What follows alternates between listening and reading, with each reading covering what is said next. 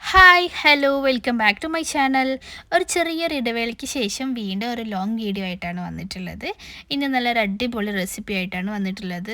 അപ്പോൾ നമ്മുടെ നാട്ടിലിപ്പോൾ നല്ല ചൂടാണ്. അപ്പോൾ ഈ ചൂടത്ത് നമുക്ക് ഒന്ന് ദാഹം വിശപ്പും ഒക്കെ മാറ്റാനുള്ള നല്ല അടിപൊളി ടേസ്റ്റി ആയിട്ടുള്ള ഒരു ഡ്രിങ്കിൻ്റെ റെസിപ്പി ആയിട്ടാണ് വന്നിട്ടുള്ളത്. അപ്പോൾ വീഡിയോയിലോട്ട് പോകുന്നതിന് മുന്നേ വീഡിയോ ഒന്ന് ലൈക്ക് ചെയ്തിട്ട് കാണണേ. അപ്പോൾ ആദ്യം നമുക്ക് ഒരു ബൗളിലോട്ട് ഒരു 2 ടേബിൾ സ്പൂൺ കസ്റ്റേർഡ് പൗഡർ ഇട്ടിട്ട് അതിലോട്ട് കുറച്ച് പാൽ ഒഴിച്ചിട്ട് നന്നായിട്ട് കട്ടയില്ലാതെ മിക്സ് ചെയ്ത് വെക്കണം.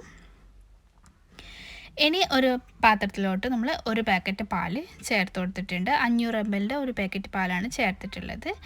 ഇനി അതിലോട്ട് മധുരത്തിനായിട്ട് ഒരു 1/4 കപ്പ് പഞ്ചസാര ചേർത്ത് കൊടുക്കാം. എന്നിട്ട് ആ പഞ്ചസാരയൊക്കെ മെൽട്ടായി പാലൊന്ന് നന്നായിട്ട് ചൂടായി തിളച്ച് തുടങ്ങുന്ന സമയത്ത് നമുക്ക് നേരത്തെ മിക്സ് ചെയ്ത് വെച്ചിട്ടുള്ള കസ്റ്റേർഡ് മിക്സ് ചേർത്ത് കൊടുക്കാം. എന്നിട്ട് നന്നായിട്ട് ഇളക്കി നമുക്കിതൊന്നും കൂടി ഒന്ന് തിളപ്പിച്ചെടുക്കാം.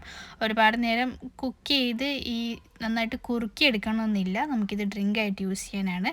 അപ്പോൾ ചെറുതായിട്ടൊന്ന് തിക്കായി തുടങ്ങുമ്പോൾ ഫ്ലെയിം ഓഫ് ചെയ്തിട്ട് മാറ്റി വെക്കാം.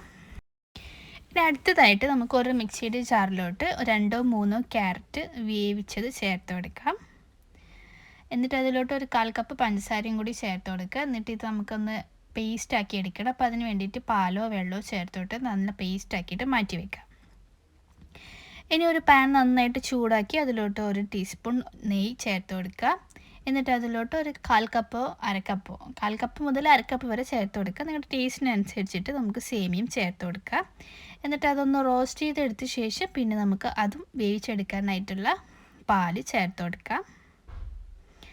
എന്നിട്ട് ഈ സേമിയ നന്നായിട്ട് കുക്കായി ആ പാലൊക്കെ ഒന്ന് വറ്റിച്ചെടുക്കുക. സേമിയം ഓവർ കുക്കായി പോവരുത്.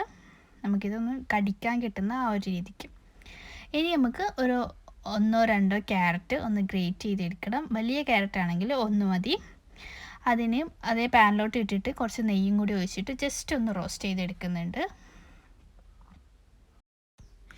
ഇനി നമുക്ക് ഇത് എല്ലാം ഒന്ന് സെറ്റാക്കി എടുക്കുക. അപ്പോൾ അതിന് വേണ്ടിയിട്ട് ആദ്യം നമ്മൾ റെഡിയാക്കി വെച്ചിട്ടുള്ള കസ്റ്റേർഡ് മിക്സിലേക്ക് നമ്മൾ റെഡിയാക്കിയിട്ടുള്ള ക്യാരറ്റിൻ്റെ പേസ്റ്റ് ചേർത്ത് കൊടുക്കാം.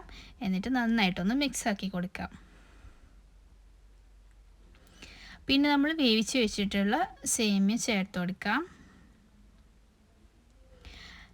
എന്നിട്ട് നന്നായിട്ടൊന്ന് മിക്സാക്കി കൊടുത്ത ശേഷം പിന്നെ നമുക്ക് ഇതിലോട്ട് റോസ്റ്റ് ചെയ്ത് വെച്ചിട്ടുള്ള ക്യാരറ്റ് ചേർത്ത് കൊടുക്കാം.